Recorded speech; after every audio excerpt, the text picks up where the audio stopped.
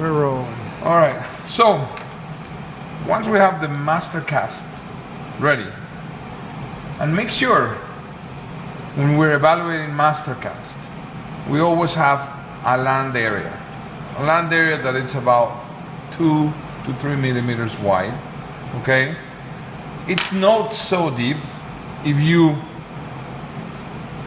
let me just trace the deepest functional vestibule. Remember, this is not the deepest part of the vestibule. This is the deepest functional vestibule. And from there to your land area, you don't want it to be too deep. Right, Dr. Van? That's correct. Now, before making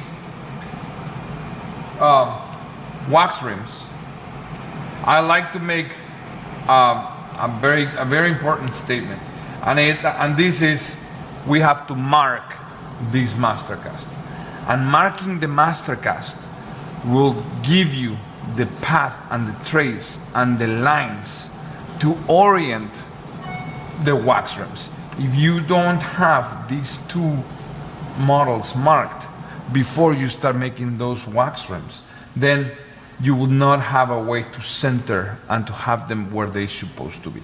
Okay? So let's start with the lower, to where I'm going to mark the deepest or the periphery of where the denture would be. This is the deepest or the most, the deepest functional vestibule. This would be the limit of the denture, right? This was given by the functional impression I did with my custom trace. Then if I look in the front, I would see two protuberances right here. 1 and 2. And these are the retromolar pads, right, Dr. Mann? See? Then, these retromolar pads, I'm going to divide it into thirds, okay? I want these, and because it's very subjective, really, the localizations of the retromolar pads, but it's important for me to know where they are, because this one will give me the height of the wax rim. So, occlusal plane, right? And because it's the height of the wax rim, that means will be the height of the occlusal plane. So what I want is the 2/3 of the retromolar pad being marked perfectly parallel to the ridge and to the base of the model. So basically something like this, okay? Now, once you mark that, leave it there. Also, what I need to mark now is the highest, or a line on the highest portion of the ridge on both sides, okay? And then using a ruler, I'm gonna trace a straight line that goes back to my landing area, and then all the way to the front, okay? And I also get it on the land areas. This is one of the most important things I want the land areas for. Okay. Let me stop for a second. Yes? There you go. Yes. That'll be a help. There you go.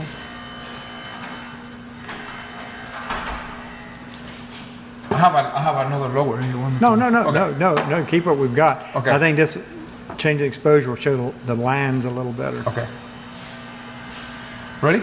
Yeah. Okay. So I have one line on the highest portion of the ridge. Then I will take my ruler and just continue that line to the land area and continue the land to the anterior land area. Let me do it now on the other side. Again, I take it like that, right? And I center it,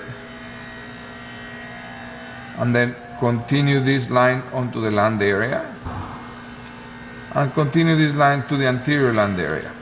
This does not have to be mathematically exact, right? It's just gonna give me some reference points. The same way that I'm going to do the two-thirds of the retromolar pad, and I'm gonna mark them outside of the land area. Once I mark those, I want to carve them this way. If I can always keep them, that reference intact. Okay, I want to keep this reference because this is how I will orient the wax rims. And remember, guys, the wax rims, it's a start point. Whenever you go to the denture space, or I mean to the patient's mouth, you will customize, you will alter these wax rims to the patient's need.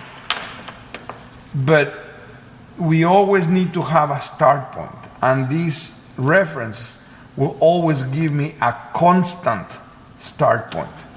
And that's why I like to keep this reference mark. So this is part of your exam. This is a very important part of the exam, because once we have the base plates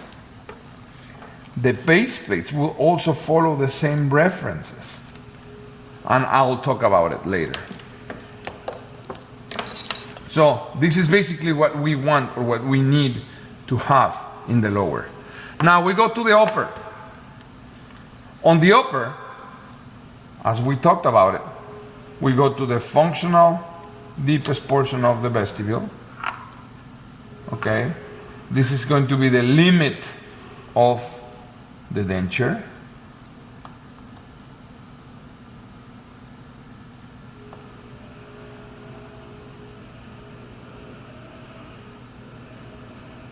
Okay, incisal papilla and anterior frenum. Then from here, I will locate, what are these things? Tuberosities. Las tuberosities. And then from here, the same thing as I did on the other one. I will write or strike a line on the highest portion of the ridge, a line on the highest portion of the ridge. Now you see on this cast on the left side, you have like an old extraction site, so the line doesn't stay straight. So you can actually draw it through that extraction site. Right? Mm-hmm. And again, like Dr. Van saying, this is just to orient. This you need to follow that orientation. After that, we'll take the ruler again and just continue this straight line all the way to the back and all the way to the front. On this side over here as well, we'll go all the way to the back. And this is a ballpark, guys. This is not open heart surgery, remember. But I need some straight lines, some reference lines that will help me. Now put the ruler back on so they can see how, because when you're drawing, I can see the back of your hand mostly. Yeah, I'm kind of shooting down. Right there? Yep. Right? Right there. Gotcha. And then, again, I'm going to mark. Engrave it. Or engrave. Engrave. I like that word. You know, like you're doing the trophy at the British Open. Engravations. On the anterior as well, right? Anterior as well. Okay, so now I have both of my models marked. You see, this is not a perfect marking, but I have exactly what I need, which is on the land areas, these engraved marks. I'm gonna cut, and then we'll go over to the marks on the wax.